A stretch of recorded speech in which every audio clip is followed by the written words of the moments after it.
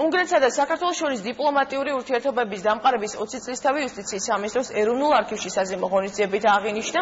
საგამოფენო სივრცეში წარმოადგენს საქართველო-უნგრეთის 20 წლიანი დიპლომატიური ურთიერთობების ამსახველი დოკუმენტური მასალა, რომელიც არქივში დღემდე ინახება.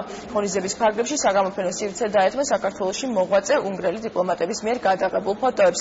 ექსპოზიციის თემა საქართველო როგორ ხედავდით მას 2012 წლებში. იღება ეროვნული არქივის გენერალურმა დირექტორმა და საქართველოში უნგრეთის ელჩმა გახსნა სტუმრებს მიესალმა საგარეო საქმეთა მინისტრის მოადგილე ნიკოლოზ ვაშაკიძეც. ექსპოზიცია ეროვნული არქივის საგამოფენო სივრცეში ერთი კვირის განმავლობაში დარჩება.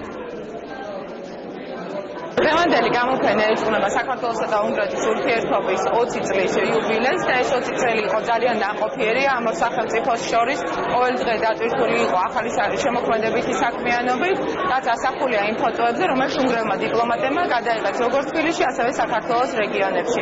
გარდა ამისა, გამოფენაზე წარმოდგენილი არის უშუალოდ ეროვნულ არქივში დაცული 1918-21 წლებში საქართველოსა და უნგრეთის შორის პირველი დიპლომატიური ურთიერთობების ამსახველი დოკუმენტები.